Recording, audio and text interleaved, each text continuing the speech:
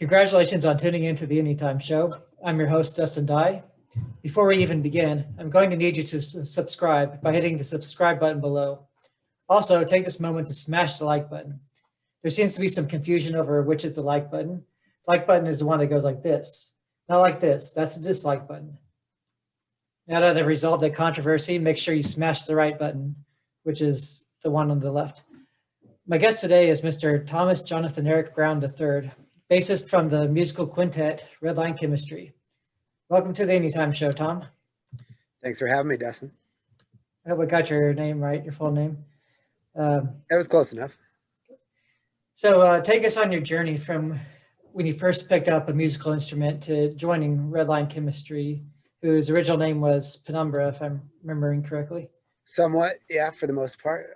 Let's see. First musical instrument, I kind of started playing piano when I was really, really young.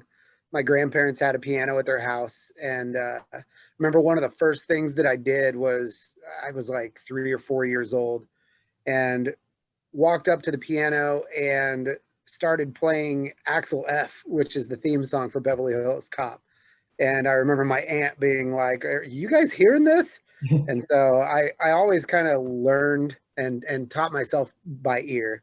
I can read music, but in order to, I don't know, read it and then actually play it, that's really tough for me. It would take forever to do that kind of thing. So I always learned by ear.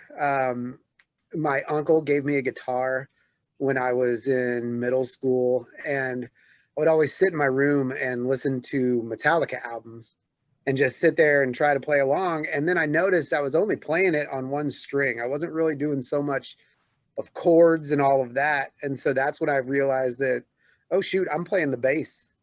And at one point in time, me and a buddy of mine, I believe it was maybe freshman year of high school, he was playing bass, I was playing guitar, and he just hated bass. And I wasn't really playing guitar, so we just traded.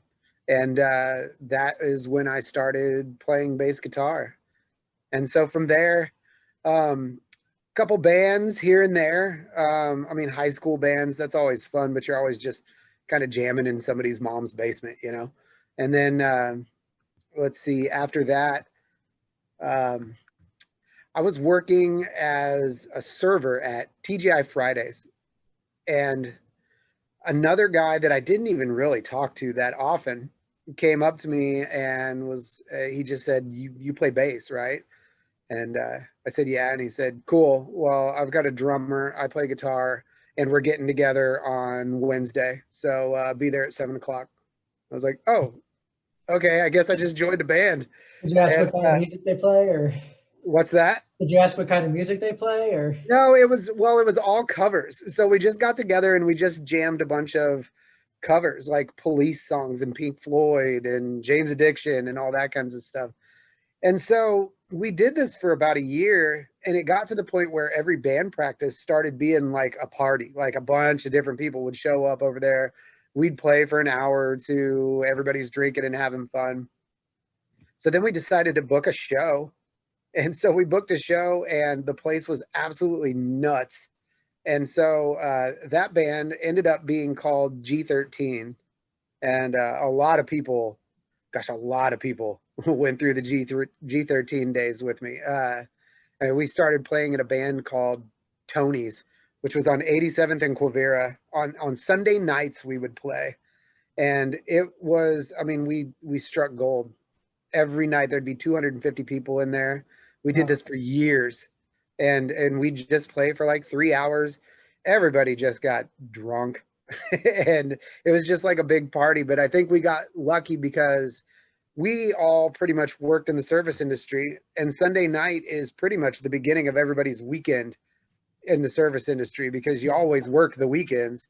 So Sunday night is when everybody would go out after work. And I mean, we did this for years. G13, we played there at Tony's. We played in downtown Overland Park at a place called The Pub on Santa Fe. And so it was with G13 that a couple guys came up and watched us one night playing, and they were like, hey, we want you to be our singer. I was like, singer in a band? What? And so went and kind of met the rest of the band and listened to some of the music and all that kind of stuff. And that's when Penumbra was formed. And so I sang for that band in the beginning. And then I hated the way my voice sounded. And so I Really? essentially fired myself and hired on this other guy who was a singer in another band. I was like, this guy's a way better singer. Like he'll be able to take you further than anything I'm gonna do. And so then they decided to keep me around to play bass, since I wasn't going to be singing anymore. And that's kind of when it shifted from Penumbra over to Redline Chemistry. And then, yeah, from there is when everything started to get pretty crazy. Yeah, you guys made it pretty big for a little act from Kansas. Yeah. So you explained how you found each other. How did you get onto the same page musically? Well, it all kind of started in the Penumbra thing. Um, the reason that they wanted me to come and sing is because in G13, the cover band, I was singing a lot of Tool songs. And so we were all into Tool and all that kind of stuff. And so that's why they wanted me to come sing that style for the most part with their band. And so then with Penumbra, we started playing a lot more local shows, and that's where you get to meet all of the other musicians. You see all the other bands, and so you know what everybody's styles are like by watching them perform and all that kind of stuff. And that's when I knew that Brett, who came on to be the lead singer for Redline, uh, I just knew, man, he'd be a great fit. He's got a really good voice, his style. He was a really cool guy, and so that's kind of how that all went down. In fact, I had to play bass for a show or two with Brett's other band, kind of in trade. Or if you come be our singer, I'll come fill in on bass for you for a couple shows, and it was kind of funny. But So at what point did you stop doing covers and start doing your original songs? well, when I joined Penumbra, it was a different band. So with G13, I mean that shut down not too long after Penumbra started going. We had done G13 for probably, oh, I don't know, 7 or 8 years. And so then Penumbra started taking off and I don't know, everybody kind of went their own separate ways from G13. So that's when my focus kind of turned to the original music and playing those shows and promoting and trying to get out of town gigs and all of that kind of stuff. And then with Redline, um, we played all the shows, went out of town and played shows and all that. But that's when we got offered kind of a record deal. It was for a local group here in town. Wasn't necessarily a record label, but it was some guys that were interested in kind of getting into the music business, and they had the capital to back it. And so that's when Redline got signed, if you will, to that label.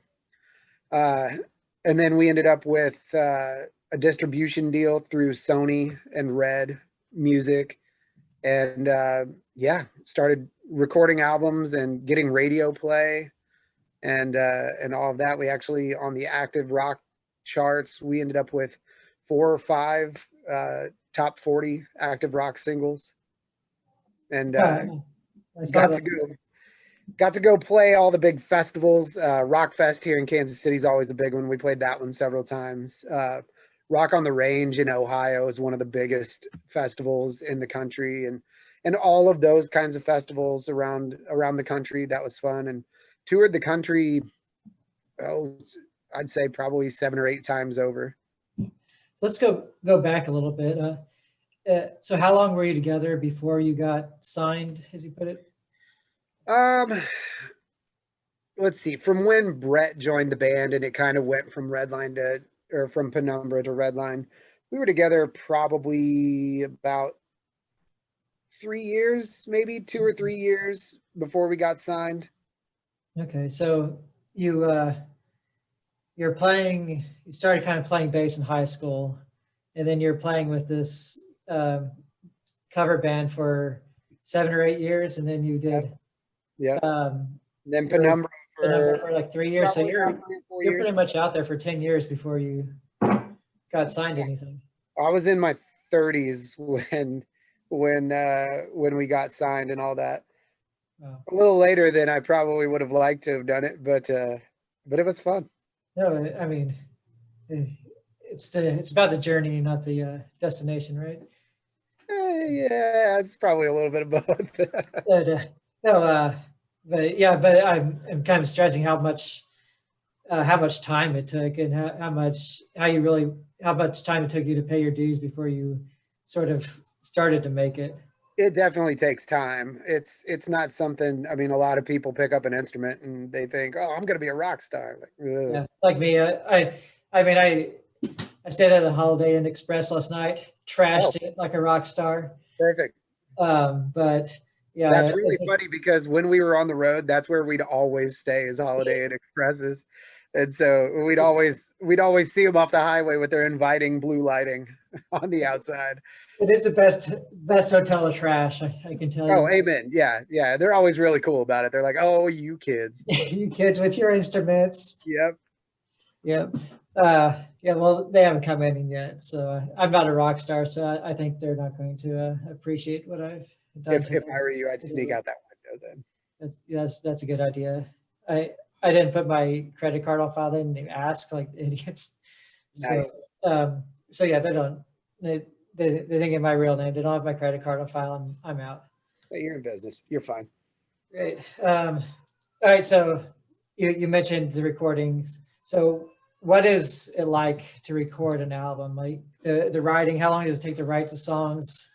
What is it like to get into the studio? Do you have it all in the can when you go in there, or is there improvising? Just take us through the process and how much what all goes into it.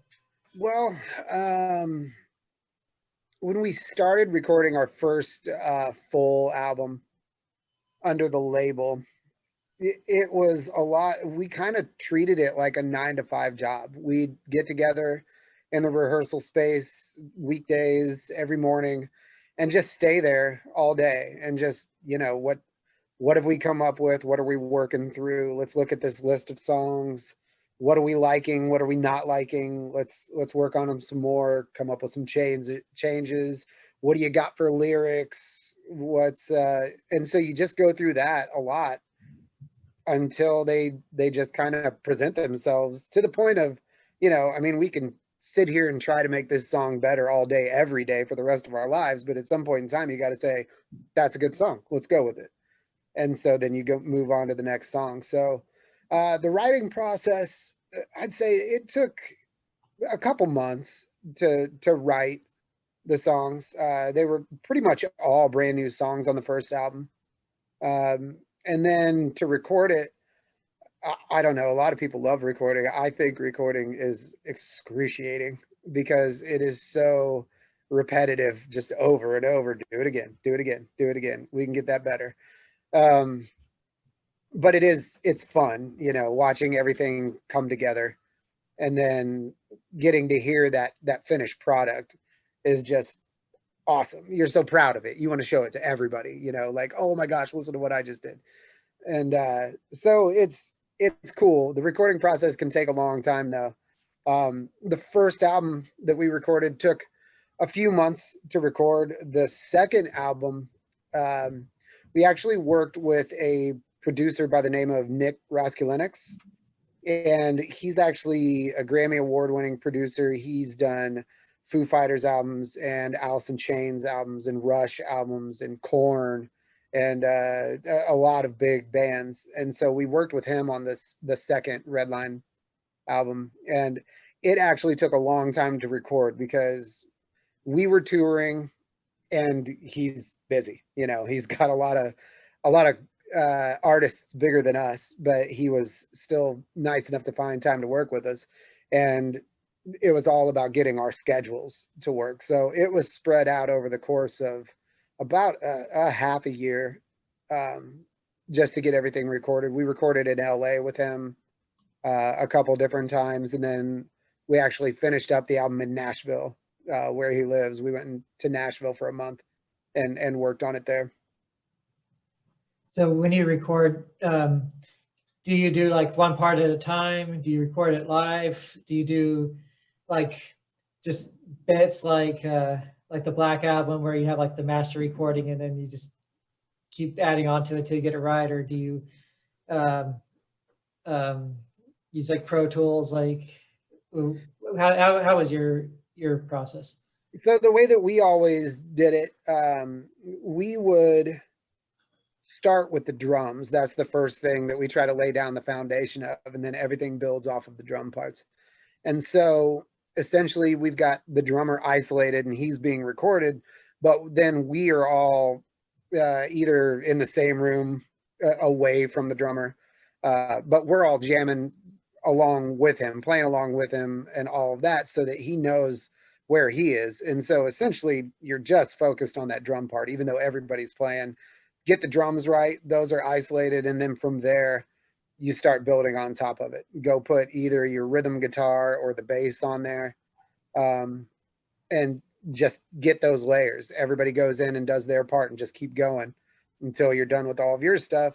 Then you bring in vocals and put them over the top. And I mean, there's tons of cleanups and editing and splicing together, like, oh, that was a really good solo, but your bridge was better on this one and your verse was better on this one, so we'll put all these together and all that. So but that's what the producers and the engineers are doing, not us. So we just get told, do it again, do it again. Cool. So touring, what is it like being a rock star on the road?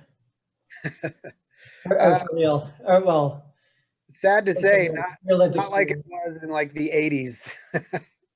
A lot of people were always like, oh, how crazy is touring? Like, oh, you get outside of a venue and then you wait around all day after you get set up and there's nothing to do. So pretty much watch TV or play video games all day long waiting for the show. And then you go and play the show. And then afterwards you hang out for a little bit and then you go back to the hotel or back to the bus or whatever. And you sleep and you get to the next town. It's fun. Touring's a lot of fun. I mean, I've seen a lot of places and got to do a lot of things that a lot of people don't have the opportunity to do. The first time I saw Times Square, I got to go up in the MTV building and I got to look out the windows where TRL was, down on Times Square. And I got to go up into 30 Rock and Radio City Music Hall and all that kind of stuff. Like, I got to see these places from the inside and go into CBS World headquarters and Sirius XM satellite radio headquarters and do interviews there and stuff. So it was cool to be able to do that. And then also get to tour around the country. One of my guitar player and I, whenever we'd pull in to a city, the first thing we do is find out, okay, where's a place that we need to go eat and try out, what's the cool things to go do. One of the first barcades, which, I mean, the barcades are so popular right now, but yeah, the first one that I ever saw was in Portland, and it was across the street from the venue we were playing at. And we went over there after our show and I was like, this is the greatest idea I've ever seen. Like, this needs to be everywhere. And I even remember coming back home from tour and going to a buddy of mine who's a bar owner. And I'm like, here's what you need to do. And he was like, oh, I don't know that it would ever work. And now every time I see him, I'm just like, so have you been to any of the 50 barcades around town? So yeah, they're huge and they're crowded and they're making all kinds of money off these games that are like 40 years old. Right. But it's awesome. It's our youth, I mean, shoot, I grew up in arcades and now I can go there and drink and play the same games that I played back then. Yeah, I did the same thing, but like I remember playing the Ninja Turtle games at like Chuck E. Cheese when I was like 6 or something. And I could beat the whole game on one quarter, and I go there now. I'm like drunk as fuck and trying to. I can't even get past the first level. Right. Sucks. I hate this game. Yeah, it's the same with Street Fighter. I used to be able to take down anybody who wanted to come up and play me, and now I play it, and I don't know. I can't even beat my 9-year-old at Street Fighter. So, I'll take you out on a street kid and see who's tougher. Yeah, that's right. I mean, go to jail, but it's worth it. Well, it depends if he's running his mouth. So, what were things like at the height of Redline Chemistry when you guys had a few of the top 40 songs, and you're at just kind of at the height? Did you know you were at the height at the time, or just what No, was the feeling? I mean, we never got to like number one with anything. That would have been awesome, but um, it was busy. You're constantly on the go. That's the one thing that I don't miss. I love touring, but I hated being away from home so much. When my son was born, I was barely around for his first year, and that kind of stinks. And I mean, I credit my wife a lot for that because, I mean, here we have our first child, and then I'm like, okay, well, good luck. And I'm out touring and playing shows, and she's pretty much got a single parent this thing.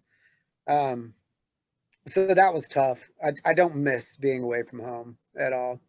But but yeah, I mean, you don't really know it's the height. You always want to keep going and keep it going. I mean, the music business, I've heard from so many different people that it's the hardest business out there. It's very dog eat dog. It's very shady. It's just not a good business. And so I don't know. You never know. You want to keep going because it's also very out of sight, out of mind. I mean, if you're not being played on the radio, people essentially forget you exist unless they're flipping through their CD book and they're like, "Oh yeah, this one. Let's put that one in." So Is that why you guys ultimately split up? no, actually, we split up because the record label pretty much went under, and it was for reasons having to do with their actual business, not the label itself. The label, I think, was doing pretty good. It was us and another band that was on there, and it was it was pretty constant, the touring and the radio and all that kind of stuff. However, the other business, the label owners were involved with, uh, it wasn't doing so good. So they pretty much had to shut everything down. We actually found out about it. I was in Portland and was like, "Hey, we have no money." And they're like, "Oh, it's coming, it's coming, it's coming." I'm like, "Yeah, we've been hearing that. Like, but we have no money, and like it costs gas, and we're hungry, and what are we doing?" And at that point, we just decided like, all right, let's send it home. I don't think we're going to be able to keep going right now. So, and then we got home, and then I don't know. Everybody was a little bitter. I mean, it kind of stinks having the rug pulled out from under you, and none of it was under our control. We were just, all of a sudden back home and had nothing to go do with it. We don't even, you don't own your music or your name for the most part at that juncture. But so yeah, we were a little jaded by it. So it took a little bit for us to just kind of get back and calm down. But we all still talk though. In fact, we still play shows from time to time. It's few and far between. We all have kids and wives and jobs, and it's a whole different life now. But we didn't have a bad breakup or anything like that. Like we're all still on speaking terms. I play golf with my drummer once a week if I can. Uh, I just had lunch with the singer a couple weeks ago, and yeah, I mean we all keep in touch. So, how long were you guys together at this point? Oh, sheesh. How long were we together when everything kind of shut down? Yeah, let's say from the beginning to that, from the time Brett joined until they pulled the rug out from under you. Man, that's a lot of math. Let's see. Everything pretty much ended. It was like 2013. My God, that was 7 years ago, Dustin. But so everything ended in 2013. We started touring in 2009, and before that, we were probably together for about 5 years with Brett. So about 8 or 9 years, Redline was together.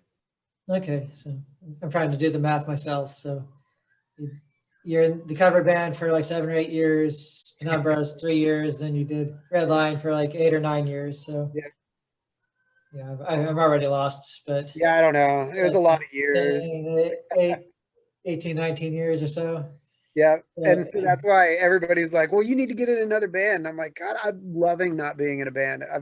I've always been in a band since I was like 17. So it's cool not being in a band So, right now. yeah, so it took a long time to get to where you guys were. Yeah. It's And what are you definitely doing now? really exciting stuff. I work for a software company that does data analytics. So buckle up.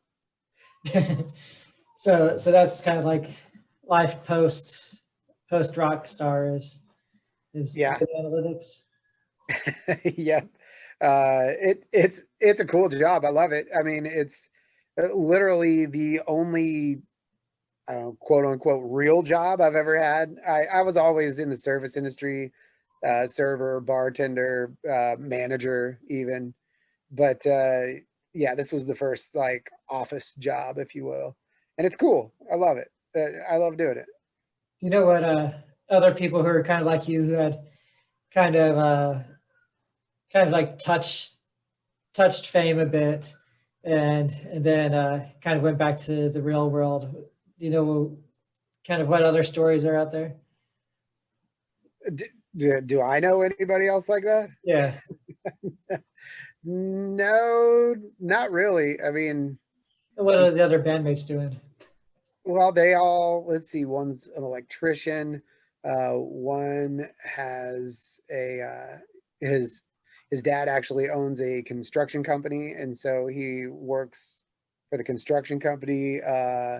Brett is actually a firefighter, Okay. so that's pretty cool.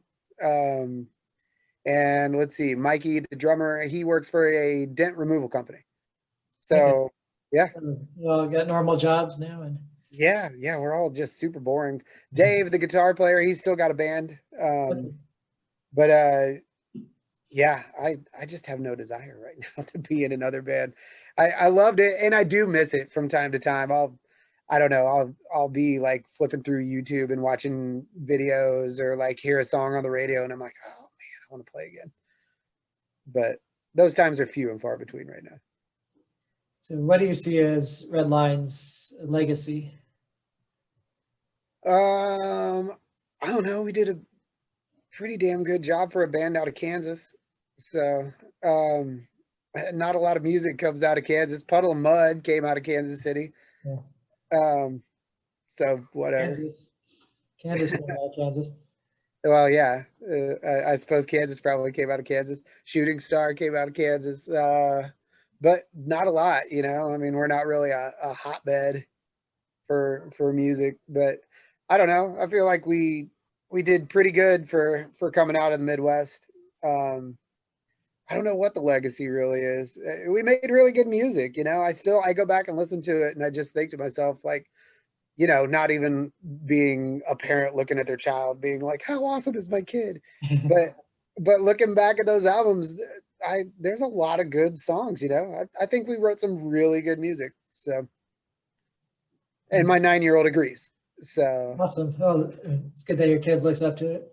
yeah, exactly. Because if he didn't, I'd have to tell him to find a new place to live. And Taking a lot of abuse in this interview.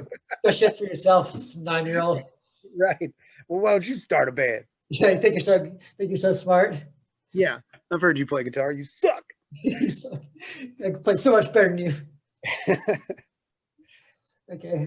So who are your top 5 favorite bass players of all time? Oh shit, bass players. Yeah. Let's see. Cliff Burton from Metallica. Oh yeah. I mean, that's where I started. That guy was a madman.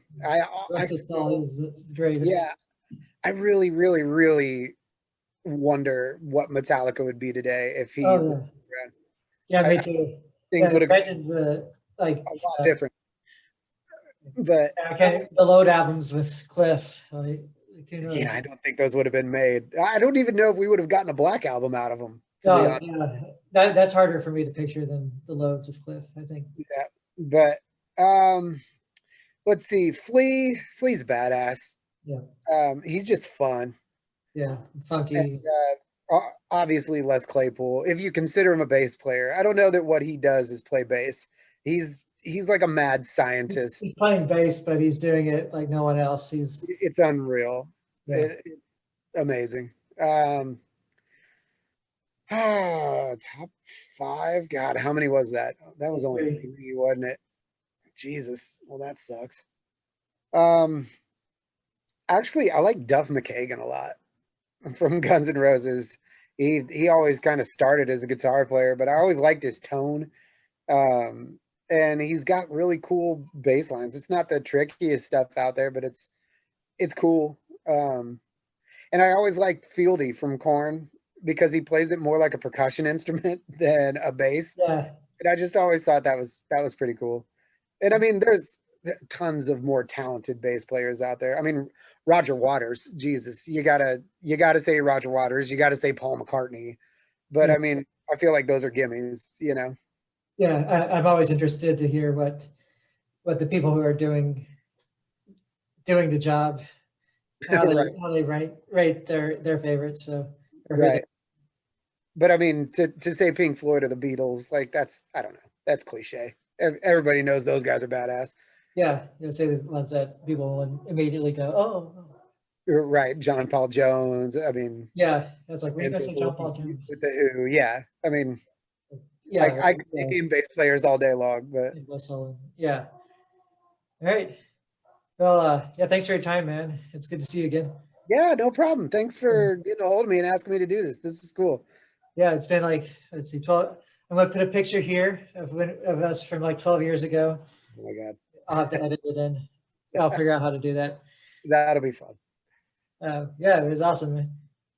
Well, I appreciate you. And if you need help, if you need me to come over and help you clean up your hotel room, let me know.